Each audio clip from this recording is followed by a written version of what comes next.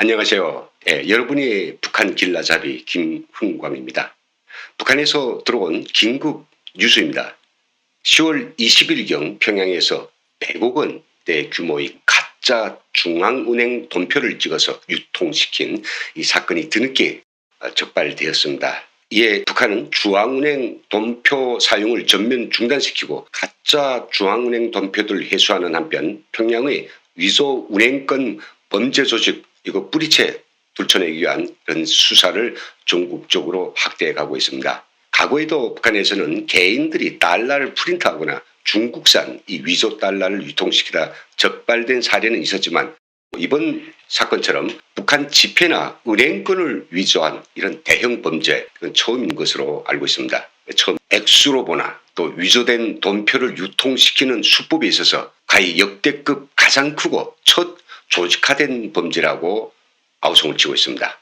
그래서 오늘 시간에는 긴박하게 돌아가고 있는 북한이 가짜 은행권 이게 제조된 배경과 유통 상황, 사회안전성의 수사 소식에 대해서 긴급 뉴스로 전해드리겠습니다.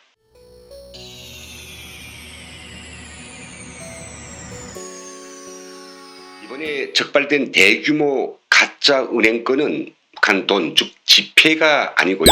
지폐와 같은 효력을 가진 돈표입니다. 돈표는요, 지난 8월부터 인쇄돼 가지고 9월 말부터 시중에 공급되기 시작했습니다. 지폐가 있는데 왜 또 돈표라고 하는 것을 쓸까라고 의아해하실 분들도 많으실 텐데요. 돈표는 북한이 재정난이 하도 심각해지자 국가기관과 국영기업들이 자금 사정이 너무 나빠지면서 물자 구입 대급이나 급여 지급이 마비되는 이런 사태까지 이르게 되자 북한 당국이 급히 만들어낸 고육지책입니다. 우리 한국 같으면 필요한 지폐를 얼마든지 찍어낼 수 있지만 북한은 여하가 고갈된 데다가 코로나19로 북중 국경이 완전히 이렇게 봉쇄되면서 지폐를 찍는 데 필요한 종이와 이것을 구입할 수 없게 되자 북한 당국은 국산품으로 이걸 다 대체를 해서 돈표라고 하는 금권을 발행해서 지폐로 대체하려고 했지만 시행 초기에 이렇게 큰 타격을 받아서 제대로 활용되지 못된 상태입니다. 새 돈표가 대량으로 위조된 것은 결국 지폐를 국산 재료로 대체하다 보니 너무나도 허술하게 만들어졌기 때문인 것 같습니다. 이것이 이번에 나온 돈표라는 은행권입니다. 북한의 지폐에는 위조 방지를 위해서 엠보싱이라든지 은선을 박아놓고요. 또 자외선을 비치면 투영 그림이 나타나는 등 숨겨진 이런 요소들이 있는데 이 돈표는 겉만 보아서는 컴퓨터에서 그냥 막 찍어낸 그림 같지 않습니까? 돈표 위조는 평양 인쇄공업대학 졸업생들로 주축이 된 제조범죄팀과 또 돈표를 유통시켜서 환전하기 위한 전국의 유통망 범죄팀들로 구성되었다고 합니다. 평양 인쇄공업대학은 북한의 유일한 인쇄기술 전문대학이며 그 졸업생들은 평양 인쇄공장이나 평성 화폐공장 등을 포함해서 북한의 주요 인쇄공장과 관련 정부기관에서 핵심적 역할을 합니다. 북한에서는 손꼽히는 인쇄기술자들이 제일 좋은 인쇄 설비들을 활용해서 매우 치밀한 수법으로 은밀히 가짜 은행권을 찍어낸 것이죠. 초동수사 단계에서 적발된 가짜 은행권만도 100억 원어치를 넘는다고 하니 그 규모 역시 역대급이고 실제로 진짜와 가짜는 애관상 보아서도 모르고 손느낌으로서도 전혀 구별이 안 됩니다. 오직 기계 검사로서만 가려낼 수 있다고 하니 북한 당국으로서는 혀를 들 수밖에 없는 일입니다. 유통 수법도 꽤 지능적입니다. 범죄 일당은 가짜 돈표가 적발되는 기간을 늘리기 위해서 수사기관들이 발달되어 있는 평양에서는 유통시키지 않고 주로 지방에 있는 중대 도시에서만 한전 작업을 벌였다고 합니다. 중앙은행에서 돈표 발행을 시작하면서 거의 동시에 시작돼가지고 거의 한 달 동안 지속되어 온 가짜 돈표 범죄 이게 적발된 것도 참 재밌습니다.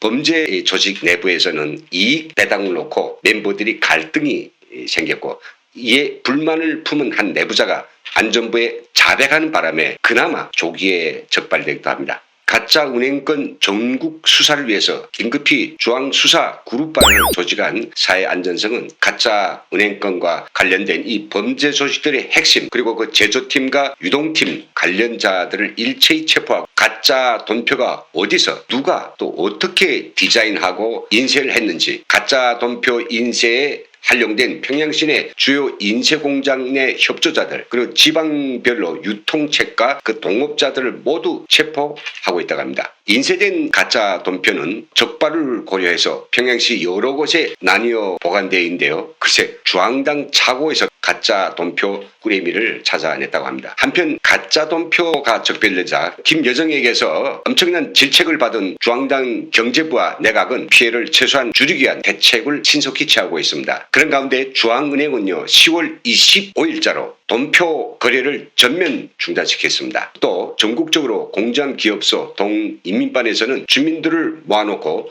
해설 모임을 열었는데요. 여기서는 가짜 돈표 범죄 사실을 알려주고 이제부터 일체 돈표를 사용하지 말고 수중에 있는 돈표를 은행에 갖다 바치라는 국가적 조치를 전달했다고 합니다. 문제는 주민들이 수중에 있는 돈표의 양이 적지 않은데 이걸 은행에 바치면 지폐로 바로 환전해 줘야 되지 않겠습니까? 근데 국가 수중에 돈이 없으니 바로 환전해 주진 못하고 코로나19 국면이 지나면 돌려준다는 이 터무니없는 약속을 하니까 주민들이 불평이 고조되고 있는 것으로 알려졌습니다. 주민들은 이렇게 드러내놓고 불평을 부리지만 당국으로서는 체면도 없어서 변명조차 못하고 있는 상황이라 합니다. 돈표가 처음 나왔을 때 주민들과 시장 상인들 그들도 보지 않고 현금 거래만을 고집해 왔다고 합니다. 그러자 당과 정부가 직접 나서서 이 돈편 말이야 현재 난간 때문에 일시로 발행하고 있는 것이지만 현금과 같은 가치를 가지고 있다. 이걸 나라가 보증한다. 그러면서 이 돈표의 질이 나쁘다든가 또 앞으로 휴지가 된다든가 이런 유언비어를 퍼뜨리는 자, 돈표를 매매하는 자는 엄벌한다는 이런 시책들을 강조하면서 돈표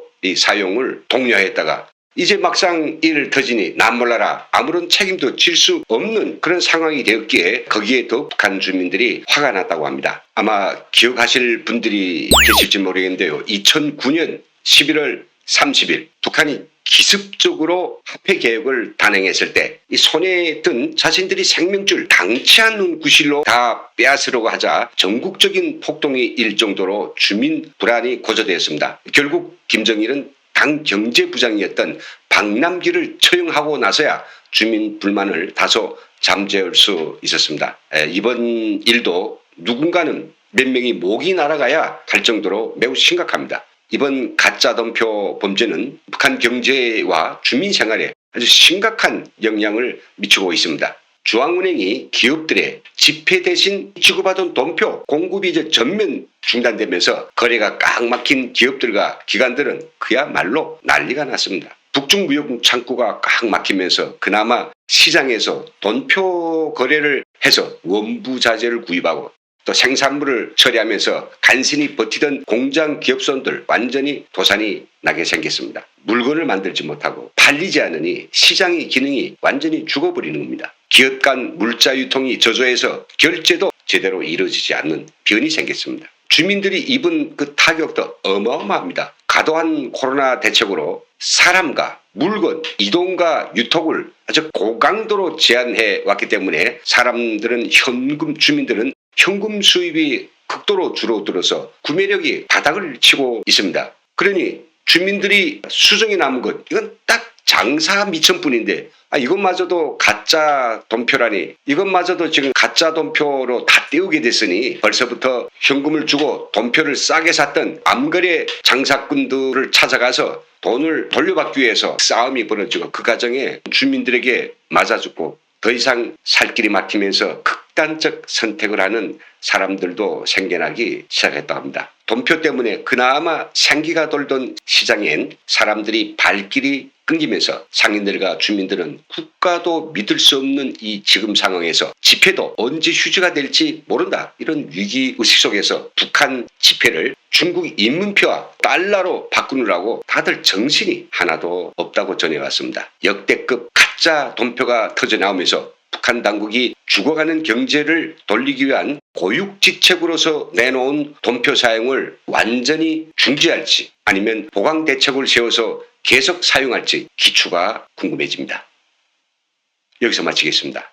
함께해 주신 여러분 대단히 감사합니다.